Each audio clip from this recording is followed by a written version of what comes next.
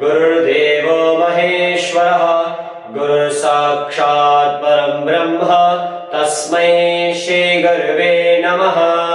ज्ञानमूलं गुरुर्मूर्ति पूजामूलं गुरुर्पदम् मन्त्रमूलं गुरुर्वाक्यं मोक्षमूलं गुरुर्कृपा। ॐ सरस्वती नमस्तुभ्यं वरदे कामरूपिणी विद्यारम्भं करिष्यामि सिद्धिर्भवतु मे सदा। नीलाचलनिवासाय नित्याय परमात्मने बलभद्रसुभद्राभ्यां जगन्नाथाय ते नमः। ॐ आथर्वणाभिधो वेदो धवलो मर्कटाननः अक्षमालान्वितो वामे दक्षे कुम्भधरस्मृतः। ॐ श्रीलक्ष्मीनरसिंहाभ्यां नमः। ॐ नत्वा नरहरिं देवं सर्वविघ्नप्रणाशनं पिप्पलादप्रसादाच्च पठाम्यथर्वणे श्रुते। ॐ अभिवर्तेन मणिना येनेन्द्रो अभिवावृते तेनेमं ब्रह्मणस्पते अभिराष्ट्राय वर्तय। अभिवृत्य सपत्नाभियानो अरातयः अभिवृतन्यन्तं तिष्ठाभियो नो दुरस्यति। अभित्वा देवः सविताभि सोमो अभिवृतात् अभित्वा विश्वा भूतान्यभिवर्तो यथा शशि उदसौ सूर्ये अगादुदिदं मामकं वचः। यथाहं शत्रुहासान्यसपत्नः सपत्नः सपत्नक्षयणो वृषाभिराष्ट्रो विषासहिः।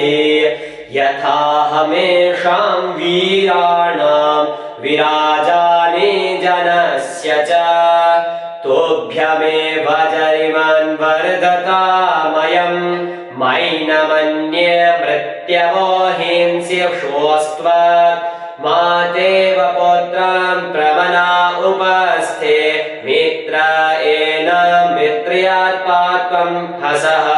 मित्रश्च त्वा वरुणश्च ऋषादौ जरामृत्युं कृणुतां संविदानौ। तदग्निर्होता वयुनानि विद्वान् विश्वानि देवो जनिमा विभक्तो। द्यौष्टे पिता पृथिवी माता जरामृत्युं कृणुतां दीर्घवायुः।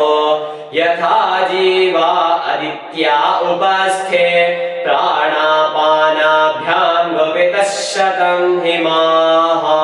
त्वमीशिषे पशूनां पार्थिवानां ये जाता उत ये जनित्वा मेमं प्राणहासीन्मो अपानो मैनं मित्रा वदिषोर्मो अमित्राः।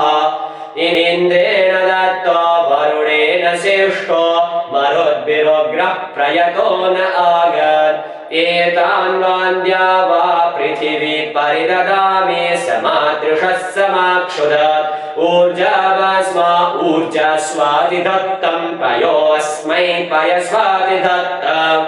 ऊर्जामस्मै द्यावा पृथिवी अधाता विश्वे देवा मरुता ऊर्जमापः। शिवा अस्या हृदयन्तर्पयन्त्वा नमीव मोदमानश्चरेह। सवासिनौ पिबदा मन्थमेतमश्विनोरूपं परिधाय मायां। तस्य पातारं सचतां पुरेश मूर्जा स्वधा सचतामेतमेष।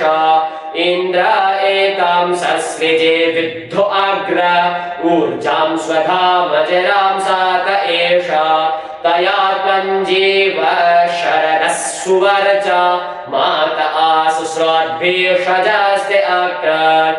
विश्वे देव वासो अभिरक्षते मामुदादित्या जागृता यूयमस्मिन् मेमं समाना उत वान्यनाभिर्मेमं प्रापत् पौरुषेयो वधो यः ये वो देवाः पितरो ये च पुत्राः सचेतसो मे शृणुतेदमुक्तम् सर्वेभ्यो वः परिददाम्येतां तयेनं स्वस्ति जरसेन याथ ये देवा दिविष्टये पृथिव्यां ये अन्तरिक्ष औषधीष्वप्सु ते कृणोत जरसमायुरस्मै शतमन्यान् परिवृणक्त मृत्योन् येषां प्रयाजा उत वानुयाजा हुत भागा हुतदश्च देवाः येषां वः पञ्च प्रदिशो विभक्ता स्थान्वो